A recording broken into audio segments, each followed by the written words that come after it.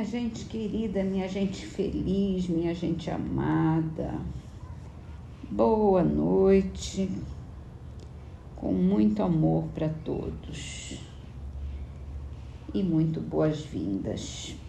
Vamos começar com o livro Espiritualidade e Vida de Haroldo Dutra Dias. Encontre hoje um ponto de referência para a regeneração de todo o teu destino.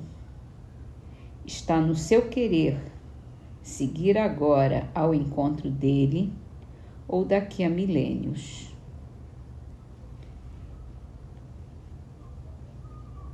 Um ponto de referência para a nossa regeneração.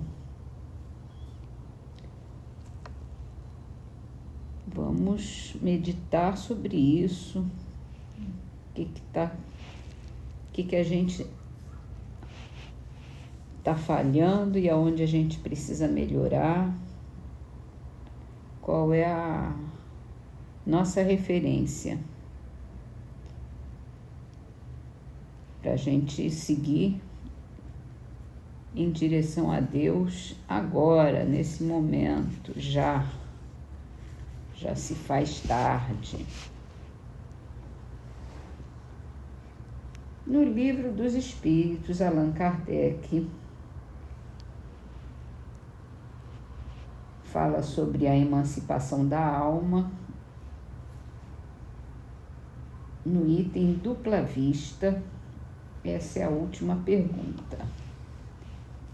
Pode-se atribuir a uma espécie de segunda vista a perspicácia de algumas pessoas que, sem nada apresentarem de extraordinário, apreciam as coisas com mais precisão do que outras.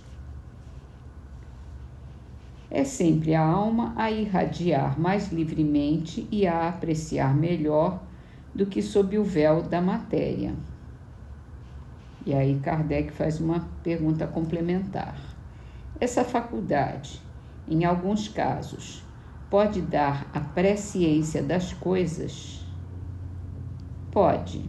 Também dá os pressentimentos, pois que muitos são os graus em que ela existe, sendo possível que num mesmo indivíduo exista em todos os graus ou em alguns somente.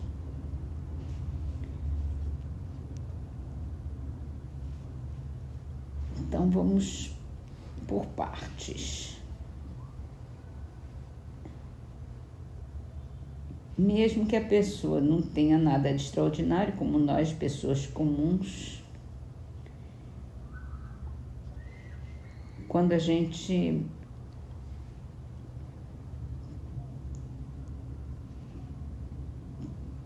ultrapassa os limites da matéria, a gente pensa mais espiritualmente, com mais filosoficamente falando, né?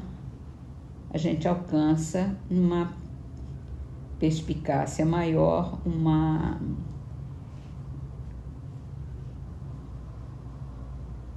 precisão, às vezes, maior também das coisas. E ele aqui diz que é realmente uma espécie de segunda vista. E que essa faculdade, pode nos facultar a possibilidade do pressentimento, da presciência,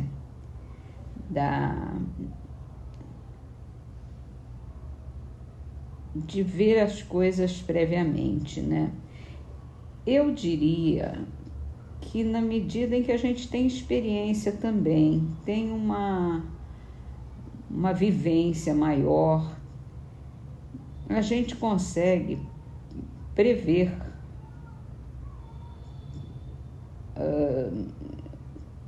com um pouco mais de acuidade o que pode acontecer, porque a gente já viu muita coisa, já viveu muita coisa, já tem uma ideia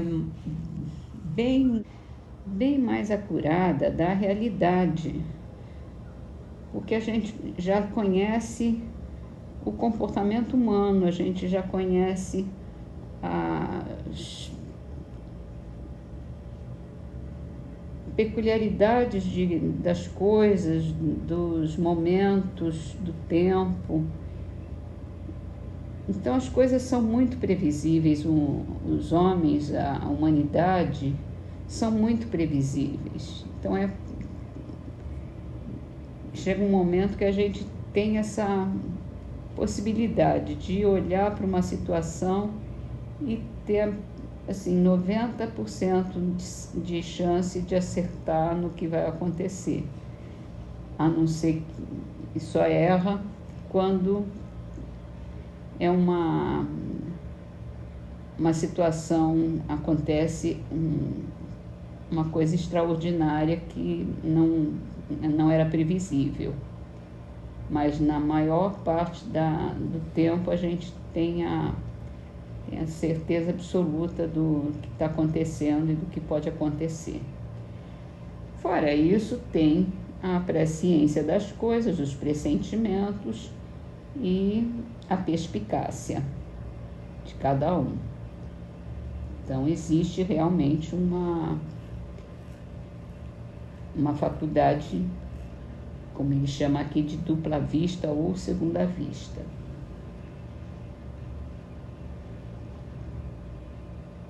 Então, vamos passar para o livro A Gênese.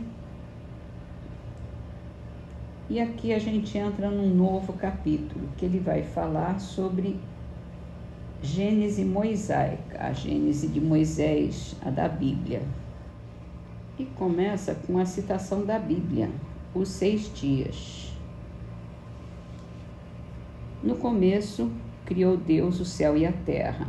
A terra era uniforme e inteiramente nua, as trevas cobriam a face do abismo e o Espírito de Deus boiava sobre as águas. Ora, Deus disse: faça-se a luz, e a luz foi feita. Deus viu que a luz era boa e separou a luz das trevas. Deu à luz o nome de dia e às trevas o nome de noite, e da tarde e da manhã se fez o primeiro dia. Disse Deus também: faça-se o firmamento no meio das águas, e que ele separe das águas as águas. E Deus fez o firmamento e separou as águas que estavam debaixo do firmamento das que estavam acima do firmamento. E assim se fez. E Deus deu ao firmamento o nome de céu. Da tarde e da manhã se fez o segundo dia. Disse Deus ainda: reúnam-se num só lugar as águas que estão sob o céu, e apareça o elemento árido. E assim se fez. Deus deu ao elemento árido o nome de terra e chamou mar a todas as águas reunidas. E viu que isso estava bem. Disse mais: produza a terra a erva verde que traz a semente, e árvores frutíferas que deem frutos, cada um de uma espécie, e que contenham em si mesmas as suas sementes para se reproduzirem na terra. E assim se fez. A terra então produziu a erva verde que trazia consigo a sua semente, conforme a espécie, e árvores frutíferas que continham em si mesmas suas sementes, cada uma de acordo com a sua espécie. E Deus viu que estava bom, e da tarde e da manhã se fez o terceiro dia. Deus disse também: façam-se corpos de luz no firmamento do céu, a fim de que separem o dia da noite e sirvam de sinais, para marcar o tempo e as estações, os dias e os anos. Brilhem eles no firmamento do céu e iluminem a terra. E assim se fez. Deus então fez 2 grandes corpos luminosos, um maior para presidir o dia, o outro menor para presidir a noite.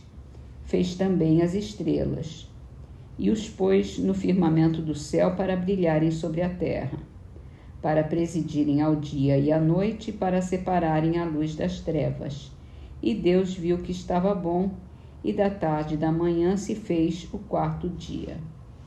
Disse Deus ainda: produzam as águas animais vivos que nadem e pássaros que voem sobre a terra debaixo do firmamento do céu. Deus então criou os grandes peixes e todos os animais que têm vida e movimento, que as águas produziram, cada um de uma espécie, e criou também todos os pássaros, cada um de uma espécie. Viu que estava bom e os abençoou, dizendo: crescei e multiplicai-vos, e enchei as águas do mar, e que os pássaros se multipliquem sobre a terra. E da tarde e da manhã se fez o 5º dia. Também disse Deus: produz a terra animais vivos, cada um de sua espécie, os animais domésticos e os animais selvagens em suas diferentes espécies. E assim se fez. Deus fez, pois, os animais selvagens da terra em suas espécies, os animais domésticos e todos os répteis, cada um de sua espécie. E Deus viu que estava bom. Disse em seguida: façamos o homem à nossa imagem e semelhança, e que ele mande sobre os peixes do mar, os pássaros do céu, os animais sobre toda a terra e sobre todos os répteis que se movem na terra. Deus então criou o homem à sua imagem, e o criou à imagem de Deus, e o criou macho e fêmea. Deus os abençoou e lhes disse: crescei e multiplicai-vos, enchei a terra e sujeitai-a, dominai sobre os peixes do mar, sobre os pássaros do céu e sobre todos os animais que se movem na terra. Disse Deus ainda: dei-vos todas as ervas que trazem sua semente à terra, e todas as árvores que encerram em si mesmas suas sementes, cada uma de uma espécie, a fim de que vos sirvam de alimento. E dei-as todos os animais da terra, a todos os pássaros do céu, a tudo que se move na terra e que é vivo e animado, a fim de que tenham com que se alimentar. E assim se fez. Deus viu todas as coisas que havia feito, eram todas muito boas, e da tarde e da manhã se fez o 6º dia. Capítulo 2. O céu e a terra ficaram, pois, acabados assim com todos os seus ornamentos. Deus terminou no 7º dia toda a obra que fizera e repousou nesse 7º dia, após haver acabado todas as suas obras. Abençoou o 7º dia e o santificou, porque cessara nesse dia de produzir todas as obras que criara.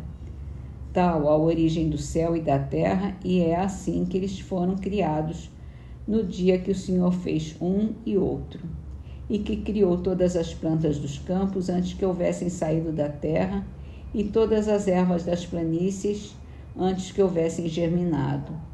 Porque o Senhor Deus ainda não tinha feito que chovesse sobre a terra, e não havia homem para lavrá-la. Mas da terra se elevava uma fonte que lhe regava toda a superfície. O Senhor Deus formou, pois, o homem do limo da terra e lhe espalhou sobre o rosto um sopro de vida, e o homem se tornou vivente e animado. Agora, o comentário. Depois das explanações contidas nos capítulos precedentes sobre a origem e a constituição do universo, conforme os dados fornecidos pela ciência quanto à parte material e pelo espiritismo quanto à parte espiritual, convém ponhamos em confronto com tudo isso o próprio texto da Gênese de Moisés, a fim de que cada um faça a comparação e julgue com conhecimento de causa. Algumas explicações complementares bastarão para tornar compreensíveis as partes que precisam de esclarecimentos especiais. Sobre alguns pontos há, sem dúvida, notável concordância entre a Gênese mosaica e a doutrina científica, mas seria erro acreditar que basta que se substituam os 6 dias de 24 horas de criação por 6 períodos indeterminados para se tornar completa a analogia. Não seria menor erro acreditar-se que, fora o sentido alegórico de algumas palavras, a Gênese e a ciência caminham lado a lado, sendo uma, como se vê, simples paráfrase da outra. E assim sendo, vamos continuar amanhã. Mas já dá para ter uma ideia do que vem por aí. Terminamos então nossas leituras com o livro Orvalho de Luz, psicografado por Chico Xavier, Trovas para Jesus, e essa é assinada por Teotônio Freire. Natal. O mundo recorda o quadro estranho e comum, o Cristo que chega e bate à porta de cada um.